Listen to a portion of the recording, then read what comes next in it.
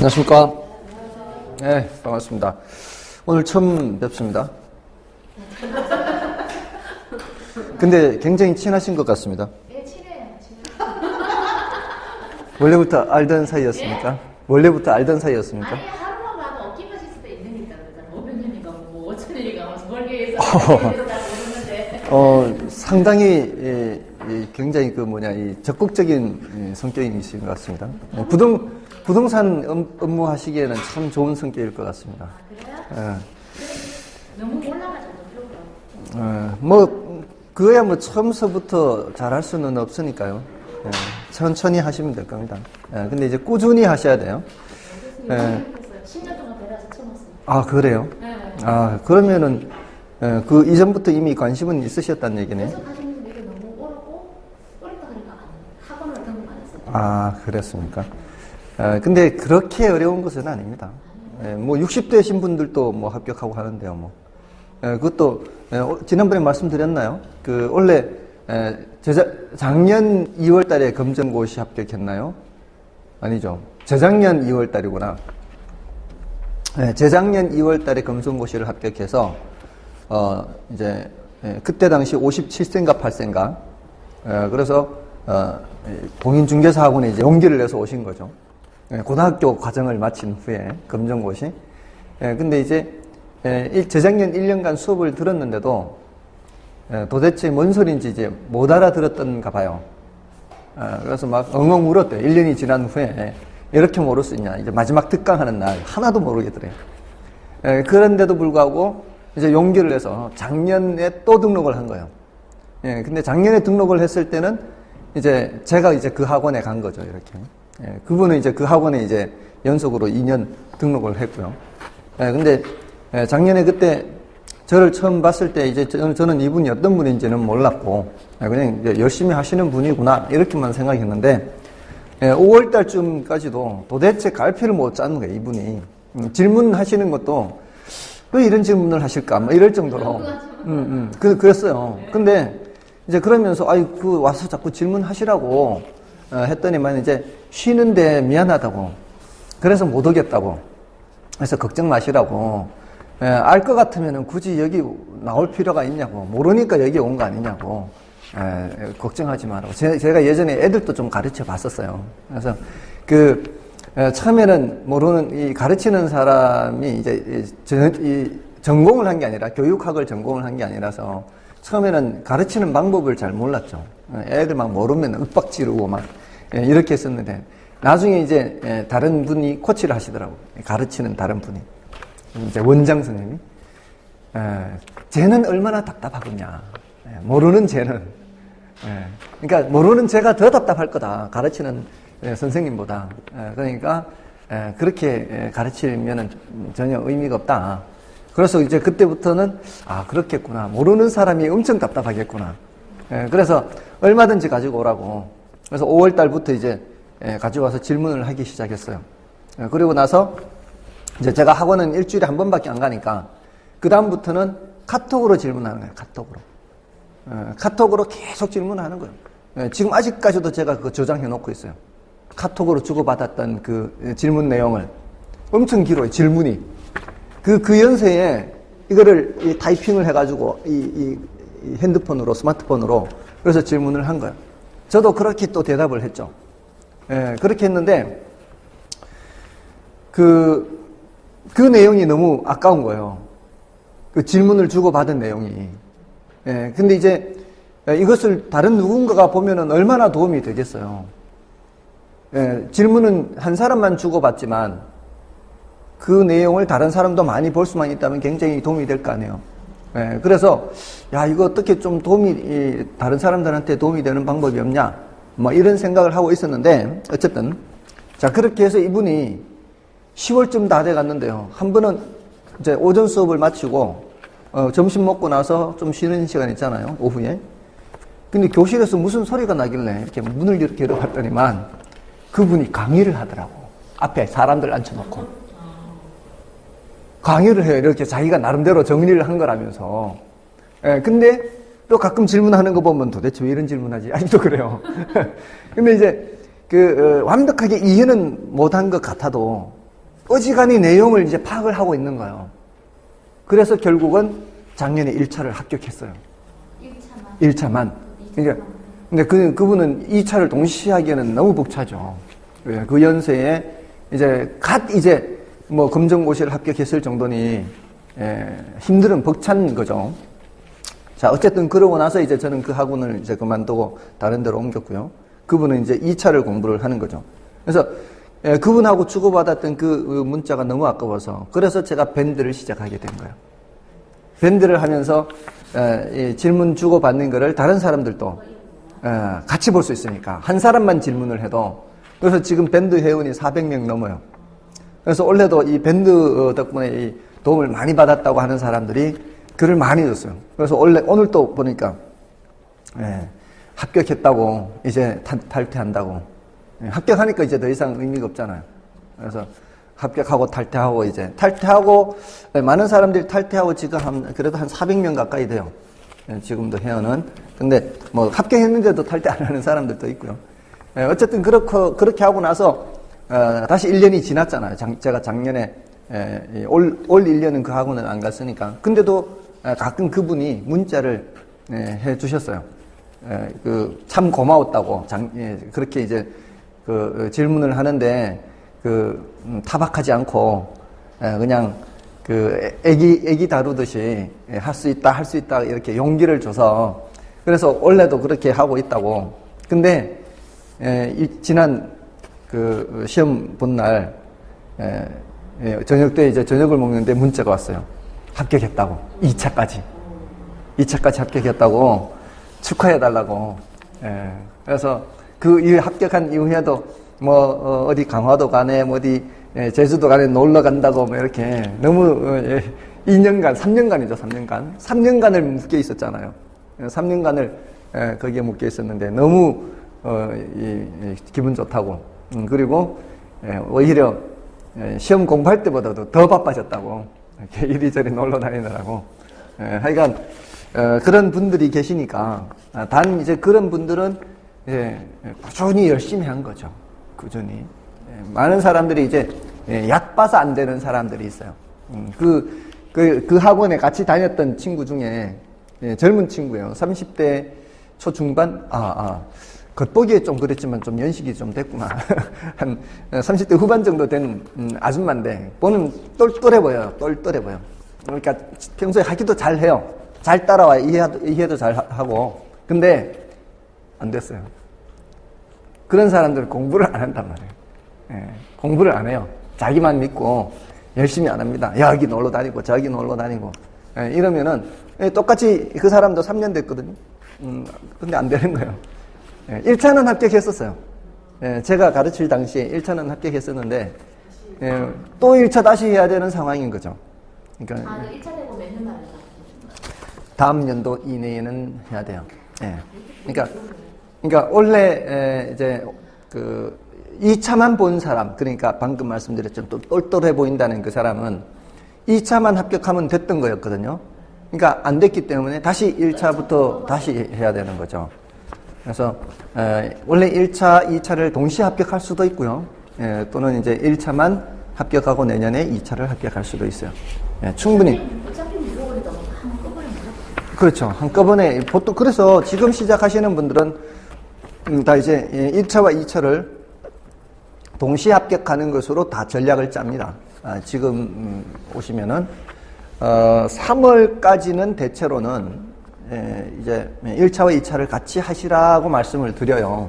근데 5월은 조금 무리거든요. 5월은 아주 특별한 경우만 합격할 수가 있어요. 1차와 2차를 동시에 5월부터 시작하면 제가 5월부터 시작하는 분들한테는 이제 1차와 2차를 동시에 합격할 수 있는 마지막 시즌이다. 5월이 그런 말씀을 드려요.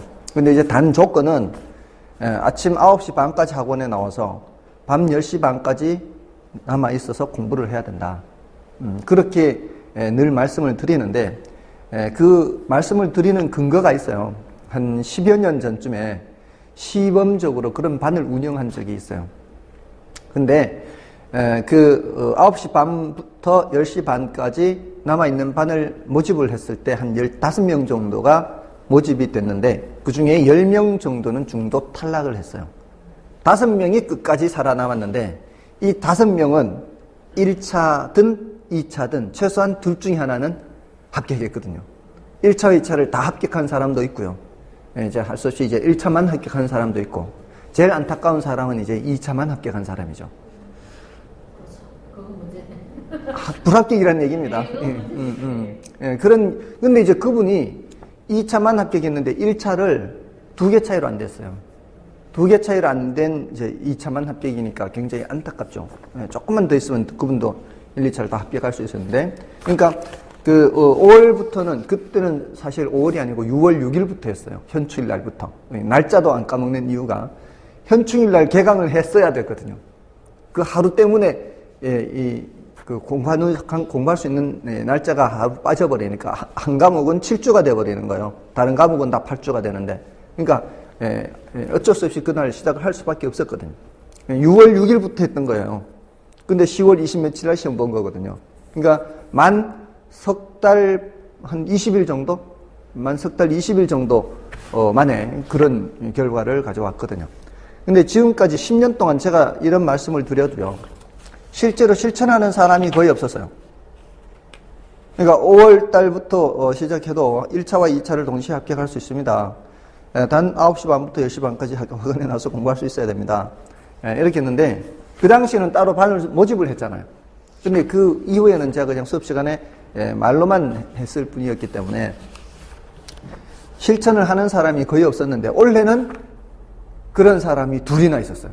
5월부터 시작했어요. 근데 둘이 합격했어요. 합격이 아니라 둘 중에 하나는 확실하게 합격했고, 둘 중에 하나는 합격인 줄 알았어요.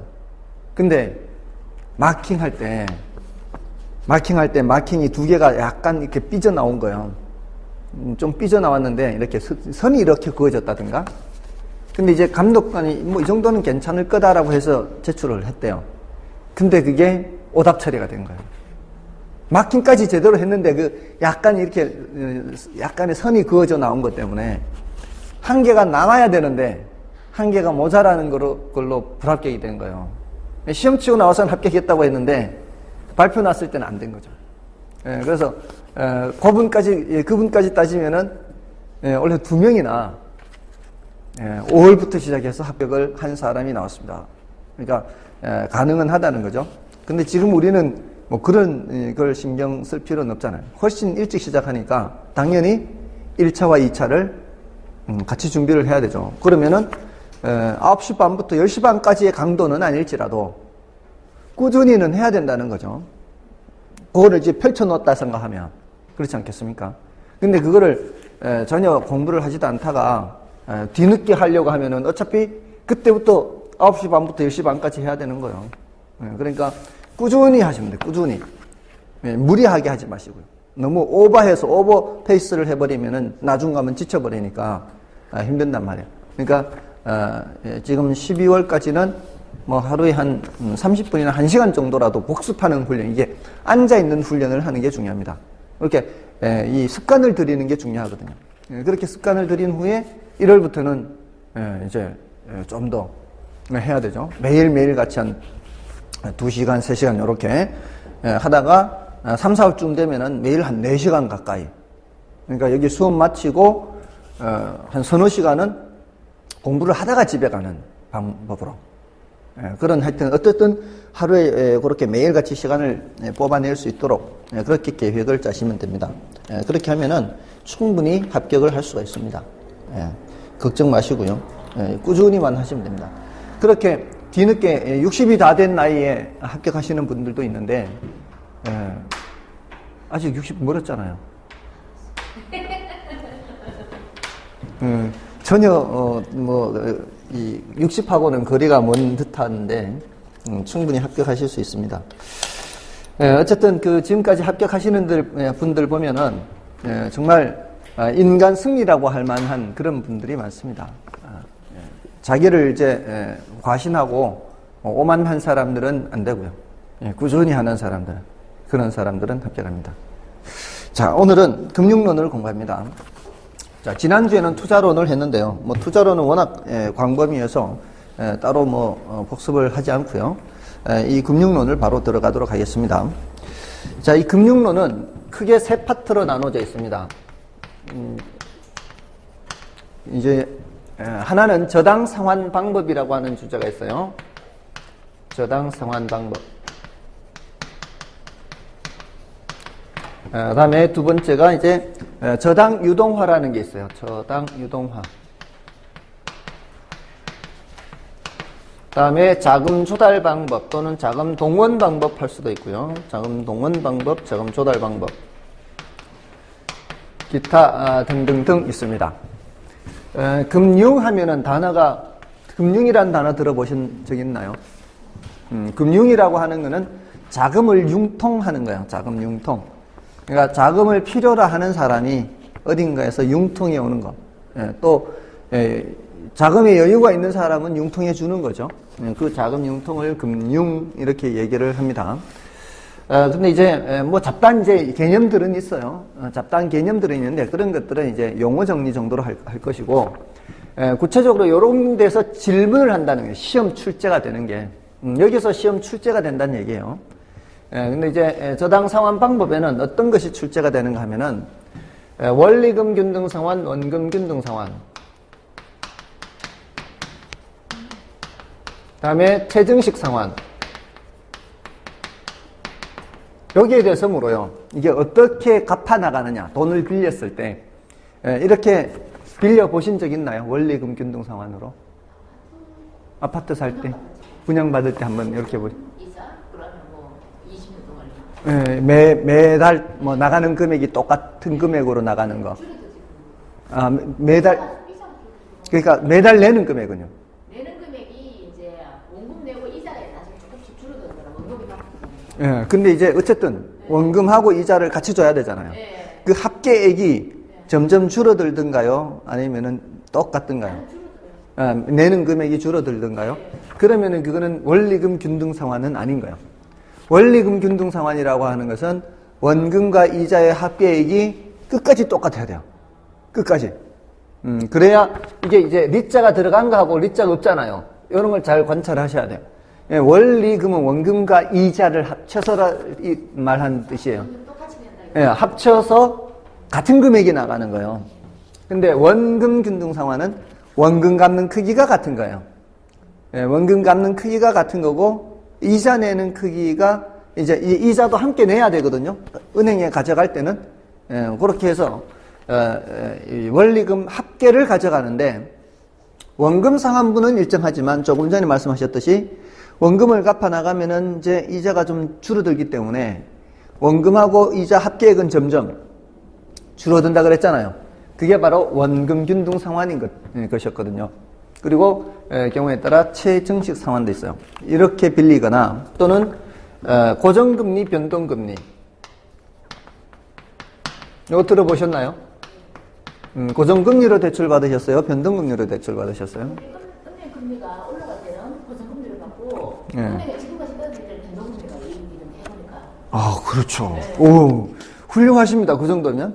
근데 지금까지 어떻게 대출을 많이 받으셨어요? 이렇게 많이 옛날에는 고정금리를 2000년에는 고정금리를 많이 받고요. 네. 지금은 변동금리를 받았어요. 아, 그래요? 네. 이 경제 활동을 아주 잘 하시는 것 같습니다. 그 정도면. 이거 이해하는데 아주 큰 도움이 될 겁니다. 그런, 그 활동을 하셨던 것이. 그래서 여기, 그나마 이제 우리 일상생활에서, 들어보는 것들이에요. 근데 지금 별로 안 들어본 것 같아요. 표정이 가만히 있는 거 보니까. 대출 받아본 적 없어요? 대출 들어봤어요? 갖고 있는 건 돈밖에 없으면 대출 받을 일은 별로 없을 거고. 지금 표정이, 뭐 대출을 왜 받아? 이런 표정이에요, 지금. 갖고 있는 거 돈밖에 없는데. 만약에 그러면은 이런 거 별로 잘 모를 수 있어요, 오히려. 자, 어쨌든, 이게 이제 이런 데서 출제를 많이 해요.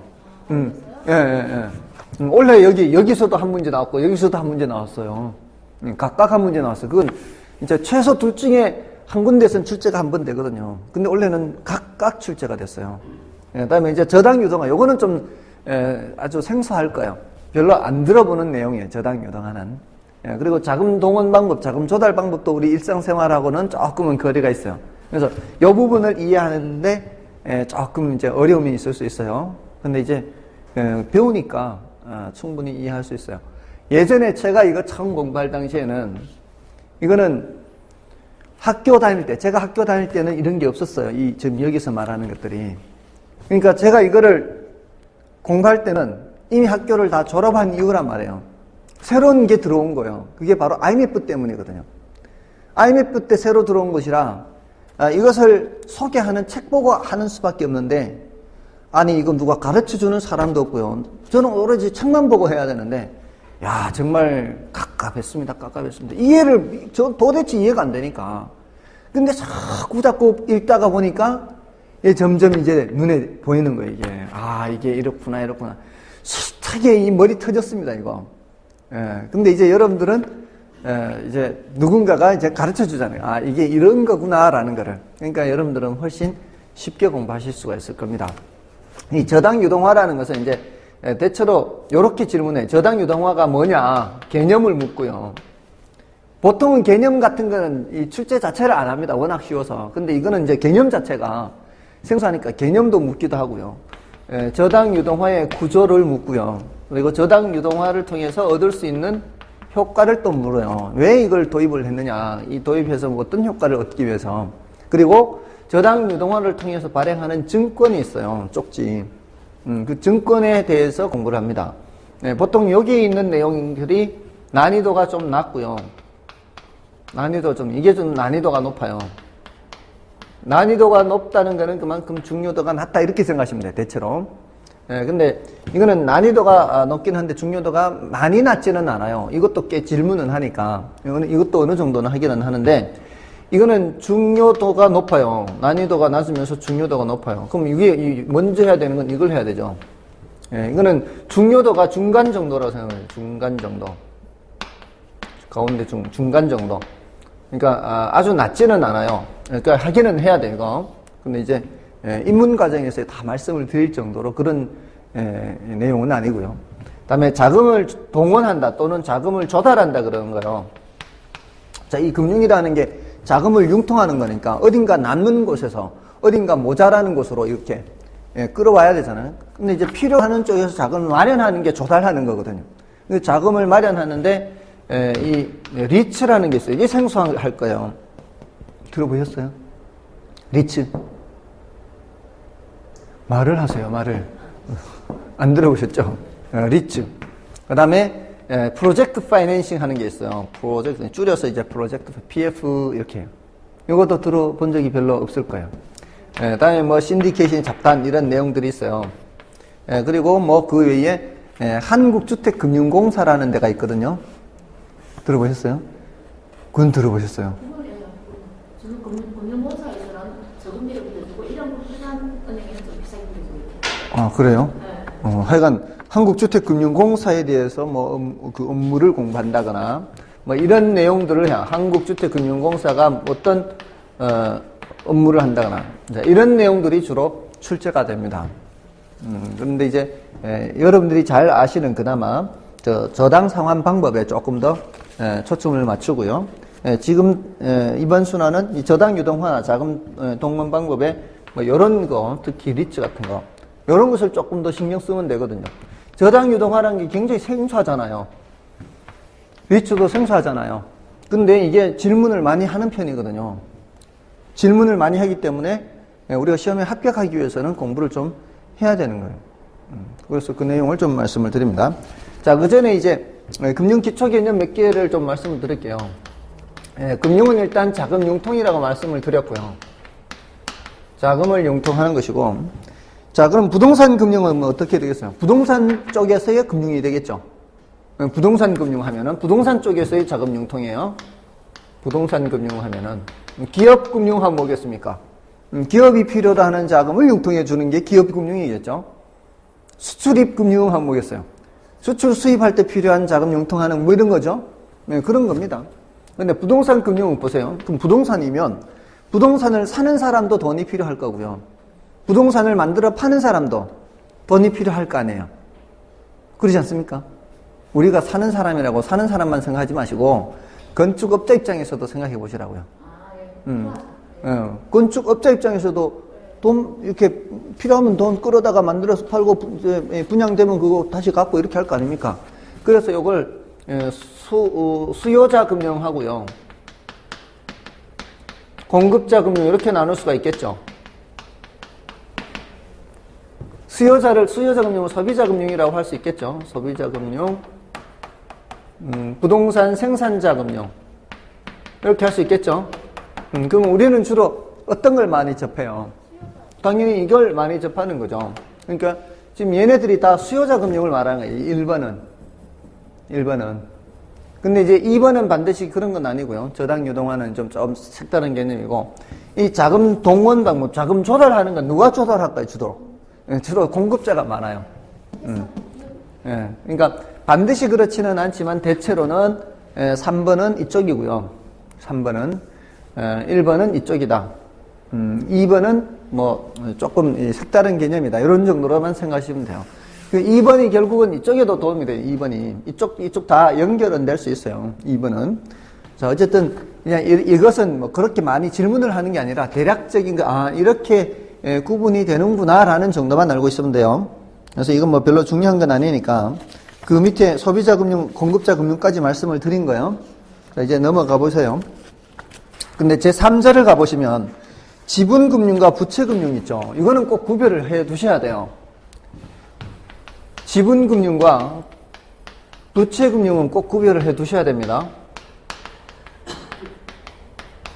꼭 구별을 해 두세요, 이거는. 이거는 이제 직접 묻기도 합니다. 직접 묻기도 하는데, 뭐, 해마다 묻는 정도는 아니지만, 뜻을 알고는 있어야 됩니다. 지분은요, 이거는 자기자본 조달이라 그래요. 자기자본 조달. 다음에 이 부채금융은 타인 자본을 조달한다 그래요. 이렇게. 자, 이게 뭔 소린가 하면은, 제가 지금 사업을 하고 있어요. 사업을 하고 있는데, 제가 들어간 돈이 지금 10억이거든요. 근데 10억이 추가로 필요해요. 10억이 추가로 필요한데, 제가 아는 친구한테 가서, 야, 지금까지 내가 이거 많이 좀 어느 정도 안정 궤도에 올려놨는데, 지금 너 10억만 되면 너한테 지분 50% 같이 줄 테니까 우리 같이 투자하자. 너 지금까지 뭐 그냥 한 거 없이 그냥 돈만 되면은 내가 똑같이 한 걸로 하겠다. 이렇게 해서 그 친구하고 같이 이제 사업을 한다면은, 그러다가 만약에 사업이 망해버리면 제가 그 친구한테 나중에 돈 갚을 의무가 있어요, 없어요? 갚을 의무가 없죠. 그건 같이 한 거니까. 근데 친구한테, 야, 이자 섭섭지 않게 해줄 테니까 10억만 빌려주라. 내가 지금 이렇게 사업이 잘 나가는데 지금 딱 돈이 지금 말라가지고 지금 추가로 요거 하기 힘든다. 10억만 있으면 내가 엄청 대박이 터질 것 같다. 이자는 잘 쳐줄게. 이렇게 해서 빌려가지고 하다가 망해버리면 그때는 줘야 되죠. 자, 이게 하나는 지분금융이고 하나는 부채금융이란 얘기예요. 지분금융이 뭐란 얘기예요? 같이 하는 거. 예, 그거는 지분금융이에요. 자기 자본 조달이라고 할 때는 친구라고 해서 타인이 아니에요. 친구라 해서 타인이 아니고 같은 배를 타는 거예요. 망해도 같이 망하고 흥해도 같이 흥하는 거. 이게 같은 배를 타는 거죠. 그런 게 무슨 금융? 지분금융이에요. 지분금융. 자, 그런데 이 지분금융은 특징이 혹시라도 대박이 나면은요, 친구한테 이자만 줘가지고 돼요. 그럼 안 되잖아요. 같이 반반 나눠야 되는 거죠. 근데 부채금융은 특징이 뭐예요? 대박이 나도 이자만 주면, 정해진 이자만 주면 되는 거죠. 그게 가장 큰 특징이에요. 그러니까 지금 자기 자본 조달하고 타인 자본 조달을 비교하는 그 여러 가지 그 특징들이 있거든요. 비교하는 여러 가지 특징 중에 가장 큰 특징이 뭐냐면 바로 이자냐, 배당이냐. 이게 가장 큰 특징이에요. 이 지분금융은 특징이 뭐라고요? 수익을 내는 데 따른 배당을 하는 거고요. 이 부채금융은 정해진 이자를 주는 게 가장 큰 특징이에요. 다른 것보다도. 다른 특징들도 많지만 가장 큰 특징이라고 생각을 하시면 돼요. 그러니까 여러분들이 은행에 왜 펀드 가입하고 하잖아요. 은행 직원이 펀드 괜찮은 거 있다고. 그러면 펀드에 가입하면은 정해진 이자를 주는 거예요? 아니면은 배당을 해주는 거예요? 그러면은 펀드는 무슨 성격이란 얘기야? 펀드는 손해볼 수 있어요. 그건 당연하죠. 배당받으니까. 그러니까. 그러니까 펀드는 이자가 아니라 배당이라면은 펀드는 지분금융이냐 부채금융이냐 물으면 무슨 금융 성격으로? 지분금융 성격으로 대답을 해야 된다 이 말이에요. 아시겠죠? 네, 이것도 손해볼 수 있어요. 네, 이것도 손해볼 수 있어요. 은행에 빌려주는, 은행에 예금 이자 받는 거는 손해볼 일 많이 없지만, 회사채 있잖아요, 회사가 발행한 채권. 채권도 그것도 다 부채금융이에요. 돈 정해진 이자. 이자를 많이 준다는 식으로 했잖아요. 그렇죠. 네. 그렇지만 이자잖아요. 그 회사가 그 돈으로 수익을 많이 내든 적게 내든 관계없이 정해진 이자 주는 거잖아요. 위험이 좀, 그 은행보다는 위험이 좀 높잖아요. 어쨌든 부채금융이라는 거죠. 성격이 정해진 이자를 주느냐, 아니면은, 실적에 따른 배당을. 근데 주식을 갖고 있으면 어떻게 해요? 주식은 배당해 주잖아요. 그럼 주식은 뭐란 말이에요? 지분금융. 채권, 회사채는 뭐 이렇게 된다 이 말이에요. 아시겠어요? 예, 그리고 이제 구별을 할 수 있으면 돼요. 그런 걸 물어요. 회사채 또는 무슨 뭐 주식, 그 신주 발행. 예, 그렇죠. 이해를 해야 돼요. 이해를 해야 신주 발행이 뭘 발행하는 거예요? 주식 발행하는 거예요. 주식은 이쪽이란 말이죠. 회사채, 차입 빌리는 거잖아요. 차입은 빌리는 거는 이자 이쪽 부채금융 이렇게 되셨죠. 요거 이렇게 묻는단 말이에요. 해마다 묻지는 않아도 이거는 알고 있어요, 뜻을. 그러니까 우리가 이 자금을 조달할 때는 이런 방식으로 조달할 수도 있고 이런 방식으로 조달할 수도 있다는 겁니다. 지금 여기 지금 자금 조달할 때 그렇게 되는 거예요. 리츠는 주식 발행해서 자금을 조달을 해요. 그러니까 이 리츠는 지분금융의 대표적인 거예요. 근데 요 저당 유동화를 통해 발행하는 이 증권 있죠. 이거는 이자. 그러니까 이건 무슨 금융이에요? 이자 주는 거는 부채금융. 그러니까 우리가 부채금융에 대해서도 공부하고 지분금융에 대해서도 공부하고 이렇게 이제 공부를 여러 가지를 한다는 거죠. 됐습니까? 자, 됐고요. 자, 이제 바로 저당 상환 방법으로 들어가겠습니다. 저당 상환 방법은 이제 이 저당 상환 방법이요. 사실 재미있습니다. 지금까지 몰랐던 것을 아마 알게 될 가능성이 많습니다. 이 첫 번째 이제 원리금 균등 상환을 말씀을 드리면 원리금 균등 상환이다 하면은요. 원금과 이자 합계액이 균등한 거거든요. 아마 어쩌면 해 보셨을 수도 있어요. 혹시 자동차 사보셨어요? 자동차는 할부로 안 사요. 너무 비싸서. 아, 할부로 안 사요? 네, 그거 너무 비싸요. 그걸 할부로 사보셔야 되는데. 할부로 사봤어요? 자동차? 안 사봤어요? 돈밖에 없어, 이 집은. 이 집은 돈밖에 없어서 빌려볼 일이 없어. 사봤어요? 할부로? 안 사요? 이 동네는 돈 있는 사람밖에 없어. 그 너무 비싸요. 예? 참, 이 동네는, 그러니까 지금 예. 아, 그러면 자기한테 뭐 좀 더 떨어지는 게 있나요? 아, 아마 그럴 수도 있어, 그러면. 왜냐하면 그 이자가 말씀하셨듯이 이자가 비싸서 예. 못 사요. 나도 차라리 그럴 바에는 그러니까 이런 분들은 돈이 있으니까 그런 거 아니에요. 돈 없으면 어쩔 수 없이 해야 될 거 아니에요, 할부로.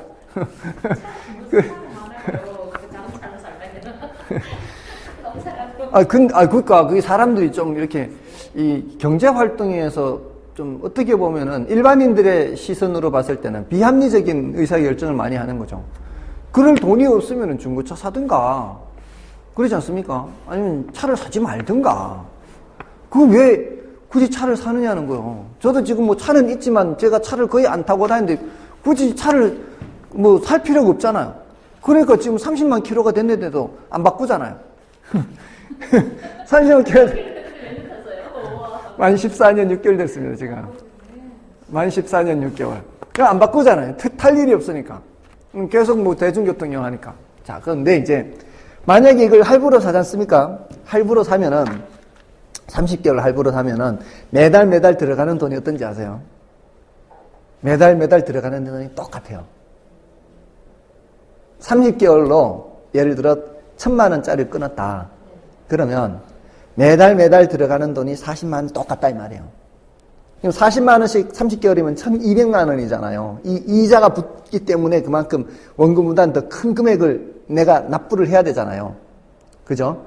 근데 매달 40만 원씩을 내면 거기에 원금 이자가 같이 다 포함되어 있단 말이에요. 그래서 첫 달 40만 원 딱 내잖아요.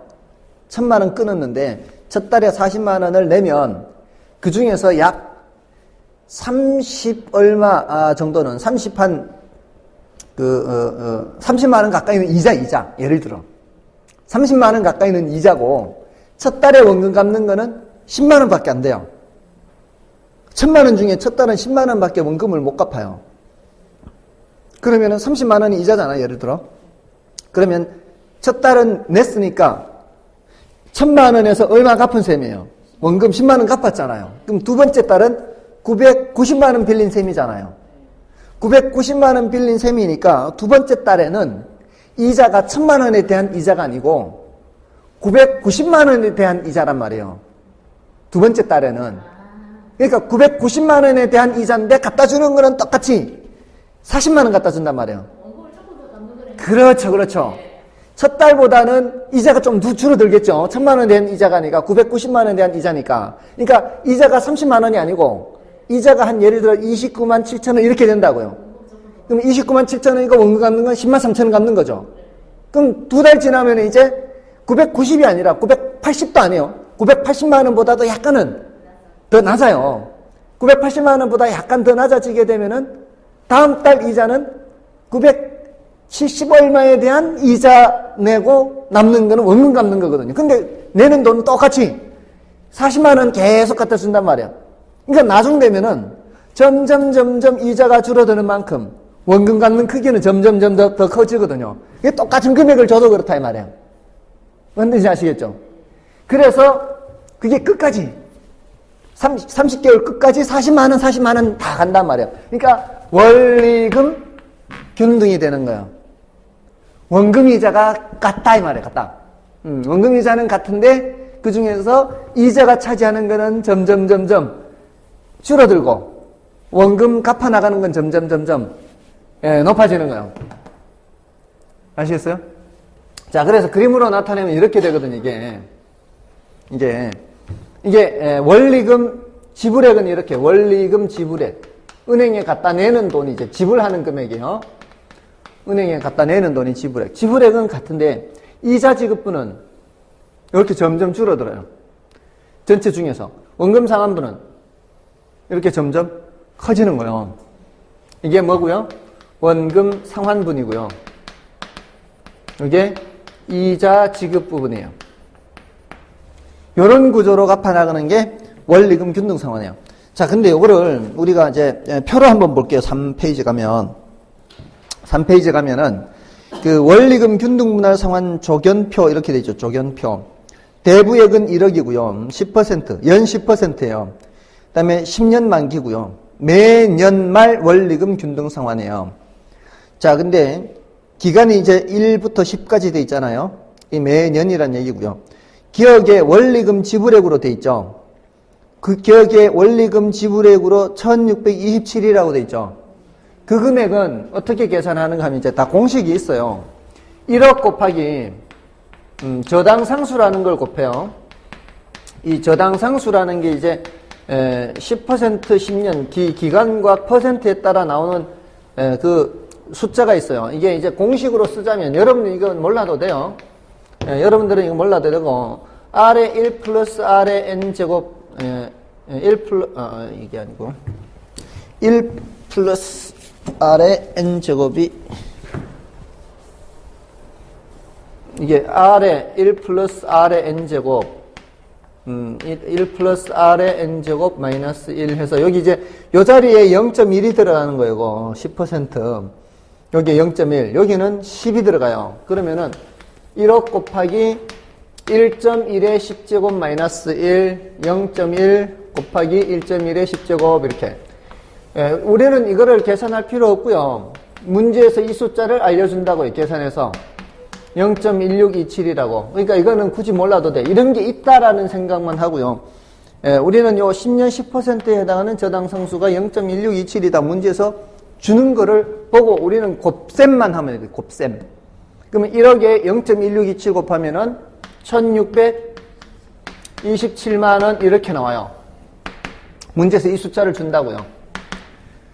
이게 저당상수 10년 10%에 해당하는 숫자예요. 자, 그러면은 매년 얼마씩 갚아 나간다고요? 예, 매년 첫 번째 년도, 두 번째 년도, 세 번째 년도 10년간 1627, 1627 이렇게 갚아 나가요. 은행에 갖다 주는 돈은 똑같아. 이게 그래서 뭐예요? 원리금 균등이에요. 원리금 지불액이 어떠하다고? 똑같다고. 근데 이 중에서 첫 해 이자는 어떻게 돼요? 첫 해 이자는 여러분들 은행에 돈 갖다 주면요. 은행은 제일 먼저 뭘 계산하는 줄 아세요? 이자부터 계산합니다.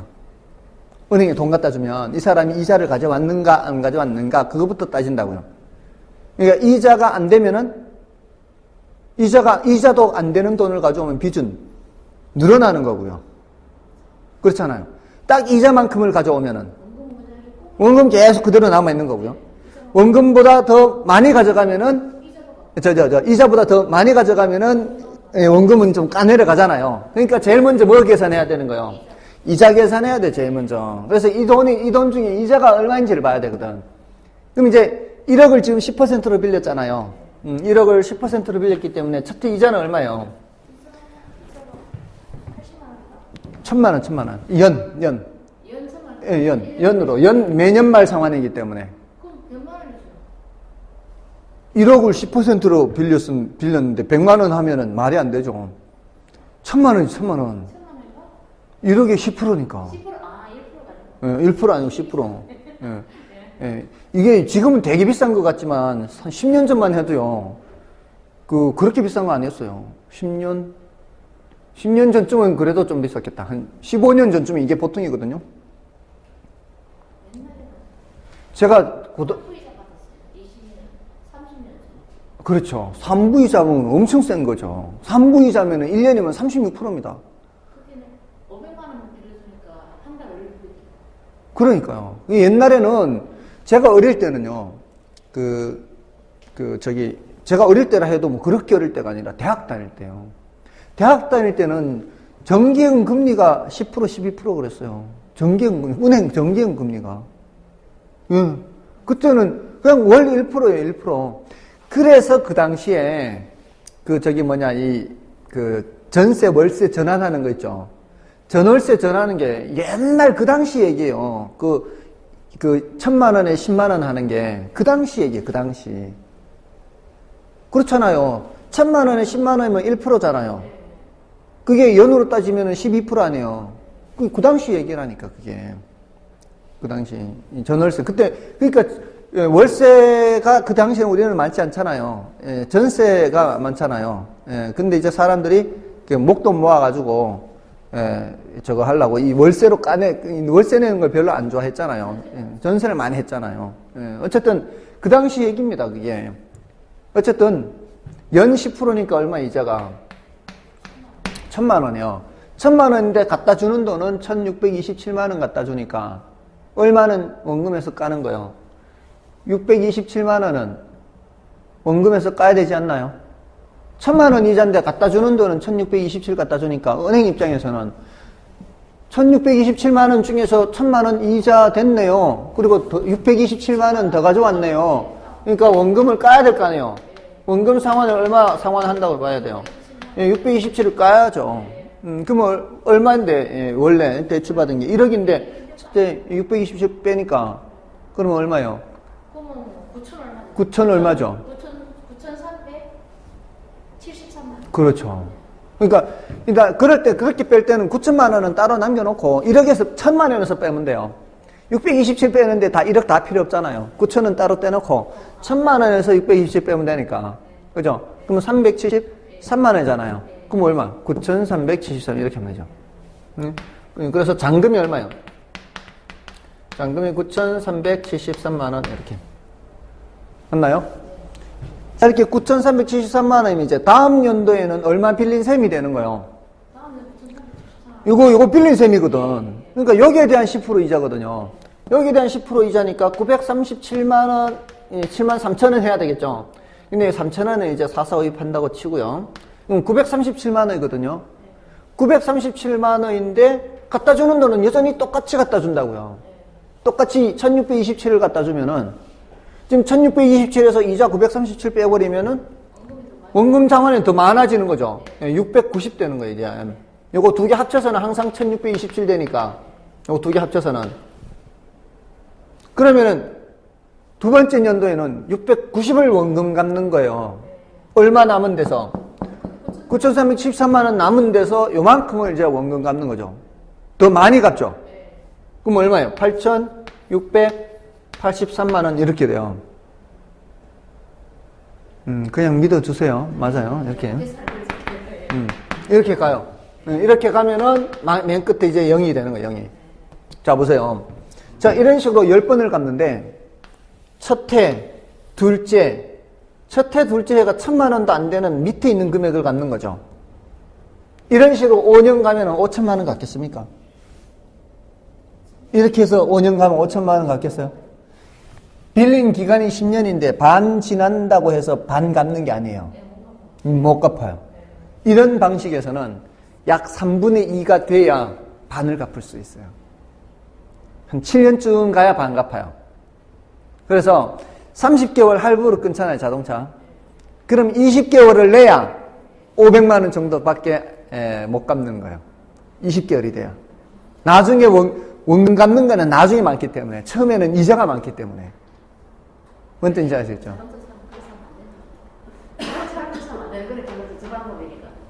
뭐 어쨌든 뭐 돈 없으면 할 수 없지 뭐. 그래. 또 차라리 70만 원 8,400원 끌고 다니겠네. 그러니까 그렇게 생각하는 게 합리적임에도 불구하고 안 그런 사람 많지 않습니까? 실제로 할부로 사는 사람 많지 않습니까? 근데 전부 외국차 70만 원 주면 예전에 뭐 아우디 이런 거 다니고 그것만 한다고 그러던데요. 월 70만 원만 주면. 70만 원 주면 뭐 3년 동안 새 차 타고 그래 한다고 그러던데요. 그래요? 예. 참 정신 나간 놈들이지 그게. 그거 40만 원 줄 거예요. 아우디 그런 거는 좋지. 포도차 30대 세고 가가지고 차 보험도 안 내고 수리도 안 하고. 뭐 그렇게 할 사람은 그렇게 하고 그렇게 할 사람은 그렇게 하고. 예, 어쨌든 그게 자기의 만족을 위해서라면 그게 뭐 그럴 수도 있죠. 뭐 저는 1년에 한 달에 한두 번 자동차 타는데 아우디 그렇게 해가지고 월 70만 원씩 주고 한 달에 두 번 타려고 이렇게 세워놓을 수는 없잖아요. 예, 어쨌든 이렇게 하면은 무슨 방식? 원리금 균등 상환 방식입니다. 예, 여기 이제 표로 나와 있는 게 바로 그걸 말하는 거예요. 됐나요? 예, 다음에 이제 원금 균등 상환인데, 자, 이 원금 균등 상환은 원리금이 아니라 원금이죠, 원금. 그죠? 여기는 원리금 합계가 일정하잖아요. 여기에는 뭐가 다 들어가 있어요, 계속? 여기는 원금이자가 다 들어가 있잖아요, 이게. 그 금액이 어떻다고요? 합계가. 원금이자 합계가 균등한 거잖아요. 근데 원금 균등 상환은 원금 상환분만 똑같은 거예요. 근데 은행에 갖다 주는 돈은 원금 갚는 것만 갖다 줘서는 안 돼요. 이자도 같이 갖다 줘야 돼요. 근데 원금 갚는 것은 똑같지만 첫 해 거기에 이자를 얹어서 가져가야 되고 갖다 주는 돈은 항상 원리금을 갖다 줘야 돼요. 갖다 주는 돈은. 근데 첫 해는 이자를 많이 얹어 갖다 줘야 되고요. 두 번째는 이자를 적게 얹어 갖다 줘요. 세 번째는 더 적게 얹어 갖다 줘요. 그러니까 똑같이 원금 갚는 데다가 이자를 얹어 갖다 줘야 되는데 얹어지는 이자가 점점 줄어들어요. 그러니까 은행에 갖다 주는 원리금은 점점 이자가 줄어들고 원금도 같은 거. 그러니까 합계는 원리금 합계는 점점 줄어들어요. 원리금 합계가. 그 방식이 바로 원금 균등 상환 방식이에요. 그러니까 요거는 좀 쉬고 말씀을 드릴게요.